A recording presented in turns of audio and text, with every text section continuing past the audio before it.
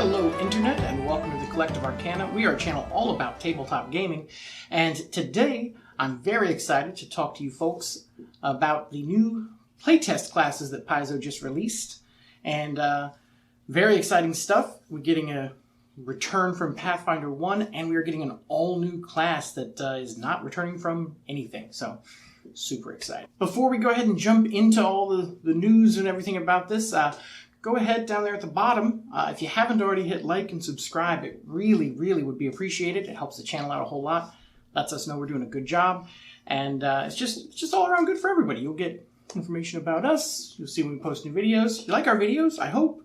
So go ahead and do that for us. Thanks so much. So, these new classes are in the Guns and Gears book. It's expected to come out sometime this year, 2021. We don't know exactly when. I have some suspicions based on the timing. We've typically seen about an 8-month jump between playtests and the launch of the final versions in the books.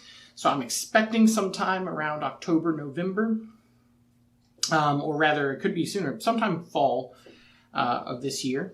We don't know for sure yet. I'm sure once the playtest wraps up, they'll give us a more concrete time frame. But that's all in the future. Let's talk about the playtest itself.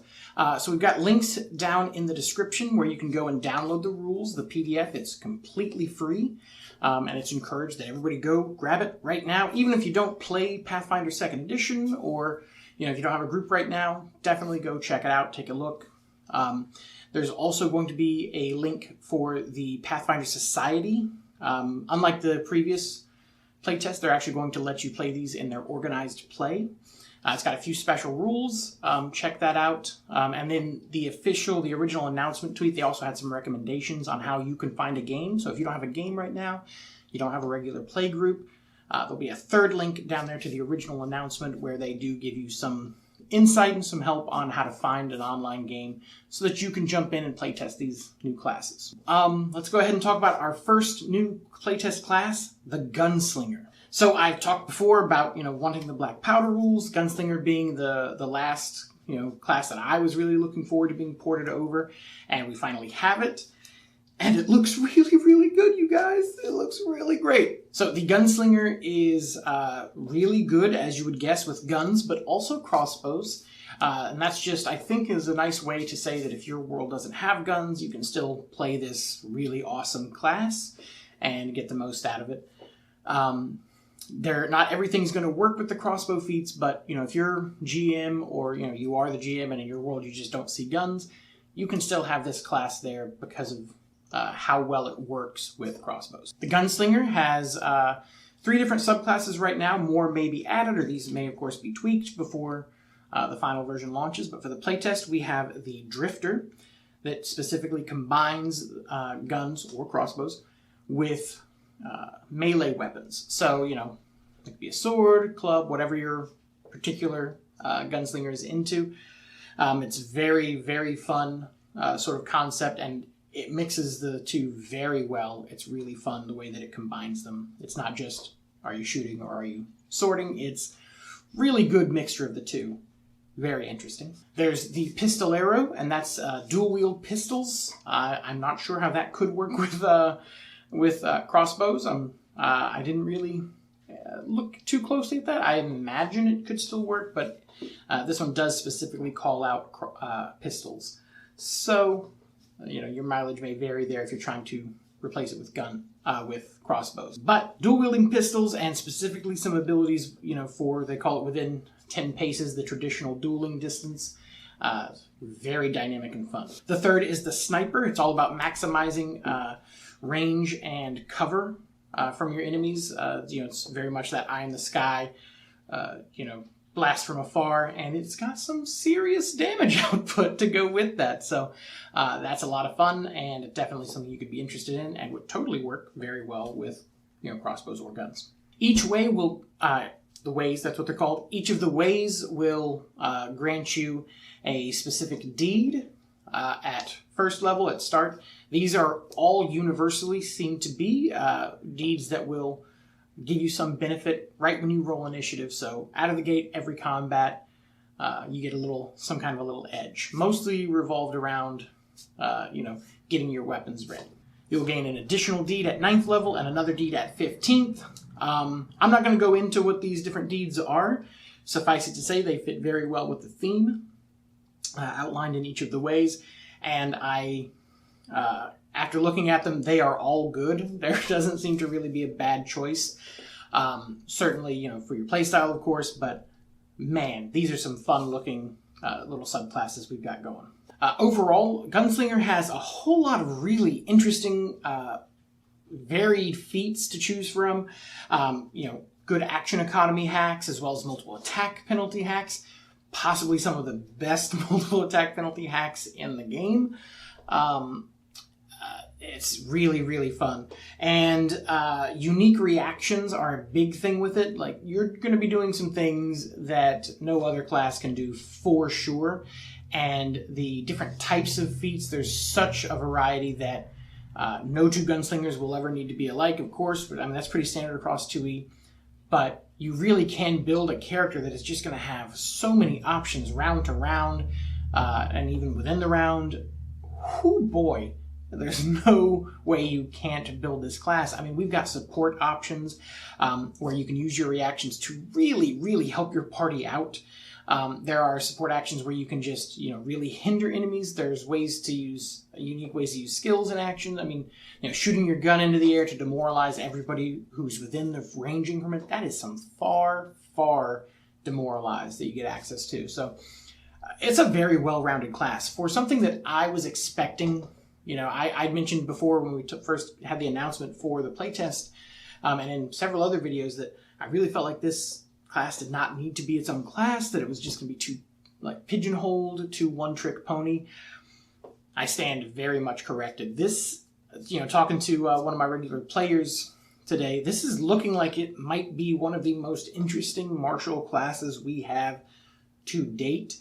And not just because it's powerful. I do think it is powerful, but not at all broken or outside the bounds. It's just because it's got so many unique, fun options. I'm very excited about the Gunslinger. As a bonus with the Gunslinger, we also are just getting rules on guns in general to add to your campaign. The playtest is going to present several simple and martial guns that you can choose from, about 3 for each category. Keep in mind, we do not have advanced firearms, but for the Gunslinger, anything that is a simple or martial gun, they get to legendary proficiency with at level 13. They get that fighter attack proficiency. And that is nasty, especially now when you look at these guns, the damage is not going to look that impressive. But they all have the fatal trait and with a larger die. So when you crit, you replace the, normally fairly small between a D4 and a D8 weapon damage die with, a D10, a D12.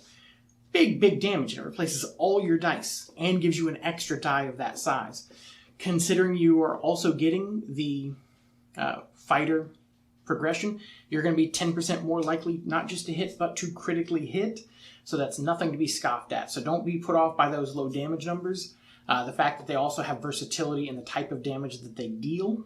And again, and that high chance to crit with really nasty crit specialization effects. Stun anyone, that's big. And again, those that fatal trait on those weapons, very good combat option in the guns. As far as advanced, right now we don't have any guns that have more than one shot before they need to be reloaded. It's all very, very much muskets and things like that. So I do expect when we finally see the advanced guns drop, probably with the final book, that we will see things like revolvers and other multi-shot weapons. Those, right now, do not get to be legendary attacks. They cap at master even for the Gunslinger. We'll see if maybe character class feats will allow you to get to legendary with those as well, or if they're going to keep that as a balance, that the single shots are the only ones you get to be legendary with. I could see that happening, but I could see, again, them giving some sort of workaround if you really wanted it with your character. One more thing. The misfire mechanic is still here, but it is much less restrictive. It now only applies if you haven't cleaned your gun since the previous time it was used, previous day that it was used. So you can use it all day fine, but if you try to use it the next day without spending at least an hour to clean it and recalibrate it, then you run into that misfire chance, and that's almost like a concealment effect. You have to roll a d20 and get a 5 or better to not have it misfire. It's pretty easy to avoid that, but some unique activities may cause misfire or may give you the misfire chance. So, but it's something that you can definitely never experience in your gunslinger's life. So that's really neat. That was a big detriment I felt to the gunslinger previously, that they've found a pretty interesting way to bypass. The second class that we're getting is all new, has not been seen. It's not, everything else so far has been a port of a first edition Pathfinder class.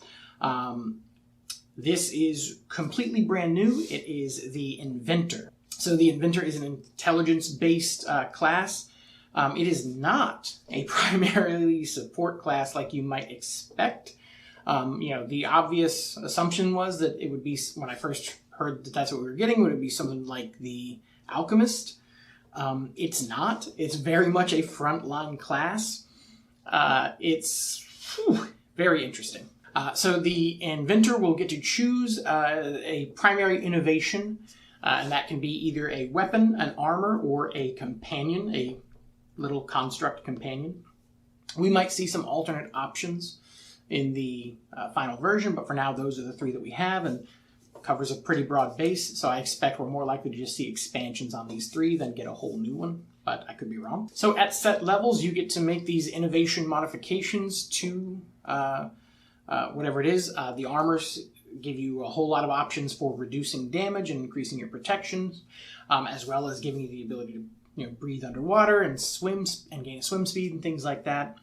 The weapons are pretty obviously going to give you some boosts to your damage and give you unique types of damage that you can deal with the weapon. You're also, with your companion, that's going to allow you to progress pretty much standard. There will be feats, just like any other animal companion. We've talked about that in another video, that are available to other classes. Unique thing is that as constructs, they are neither living or undead, so they're not going to be getting healed traditionally, but you can repair them. In addition to that, they do not get the regular support benefits that some advanced animal companions, or most advanced animal companions, all advanced animal companions get. That's really well countered by how many unique and silly abilities they can get. From ranged attacks to special protection, special movement speed, special senses, all kinds of really unique upgrades to these animal companions. Like other animal companions, they do get up to expert. Their scaling and their progression is a little different from regular companions, and it should be noted you cannot have both a construct companion and an animal companion at the same time.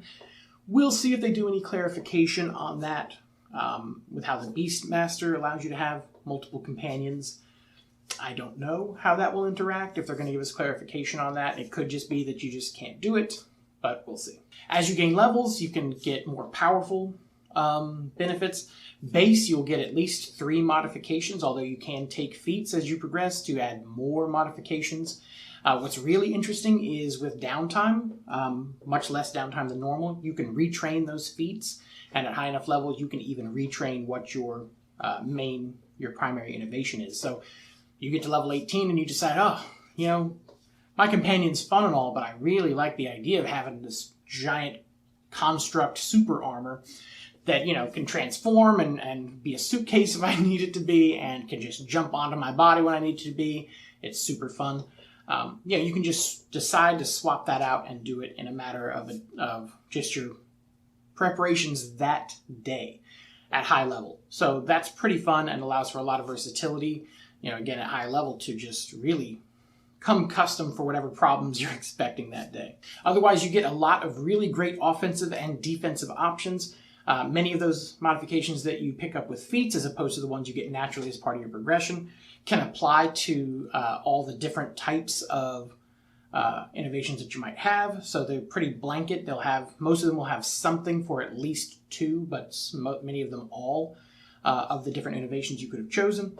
So if you go to swap out or retrain any of those innovations, you're not having to redo your entire character build. You're just looking at different benefits from the same feats you already have.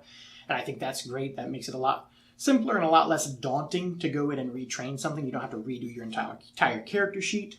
You just redo, which of the benefits you're getting from the feats you already have. You do have unstable modifications and abilities, and those are things that you can use them once per combat without having any problems. But using them again, it requires a very high flat d20 DC of 17, or risk catastrophe, hurting yourself, damaging your device. So, there is a way to get an extra free one as you go. But think of it sort of like a focus spell type of a thing. And anything with that unstable trait, it applies universally. You can't just do one unstable thing and then do a different unstable thing. Unstable is unstable, so you've got to be careful about how you use that. But it does allow for some really unique big effects, but it is not the core of the class. You have a lot of options that do not have that unstable trait, a lot of cool stuff that you can do. The Inventor looks really silly. It's definitely a surprisingly frontline class with really good defensive options, especially in that armor, and really high offensive options and some unique tricks. It borders on silly with some of the things that it can do, but never quite, in my opinion, crosses that line over into silly. It's just definitely got a lot of flavor and a lot of character and is super interesting, especially because this is the first class we've seen them build in 2e where they weren't having to stick to trappings from 1e at all. So what do we think? These are definitely two of the more inventive, two of the more out there classes we've seen in 2e, which is not terribly surprising. You can really see how the developers are starting to push the envelope in what they think the chassis can handle. They do not seem busted or broken, but they do have the uncommon trait, which, for those of you who don't know, it's something that allows a GM to easily point out, what they will and will not necessarily allow in the game, which is not a new concept. GMs and DMs for years have been saying that this is okay in my campaign and this isn't. But by having that uncommon tag, you are setting the player base up at large to know, these may not be permitted, so don't get your hopes up and assume that you can play this. And that allows you to say, my game just doesn't have guns. My game doesn't have mad scientists building robots and shooting, electric laser beam arcs out and bouncing off walls and stuff. So it's really good. I would encourage you to try them out and use them. They look super fun, but they definitely do not fit in every world. Unlike the Secrets of Magic playtest, nothing here is looking super divisive or strange, like things that we wouldn't necessarily want to include, or things that are going to cause, in my opinion, a lot of debate about power beyond just that debate of is this what you want in your fantasy setting, guns and mad scientists. So that's it. We're definitely going to do at least one more of these videos, maybe two, as we play test on our end. Definitely, please, in the comments here and in those other videos, let us know how your playtests are going. Let us know what you're excited about. If you see something that is a red flag to you, definitely start some conversation down there. We'd love to hear from you and what you think. Again, those links are down in the description, so do not forget to go download those. And most importantly, if you do participate, on those links, you will have the links to the surveys where you can give your feedback to Paizo. That's so cool that they give us that option. So don't waste it. Once you've done some playtests, even if you don't get a chance to playtest, you can let them know what you think just by looking at them. They have the option there. Did you actually playtest or not? But either way, definitely give them your feedback. It's a rare thing to have this amount of input into a game, and you definitely want to reward that by giving them this feedback on these playtests. So that's it for this new playtest. Hopefully we can have a lot of fun and have a lot of great discussion down in the comments. I'm very excited for it. I hope you are too. Thanks so much for spending time with us. Welcome to Collective, and we'll see you next time. Bye.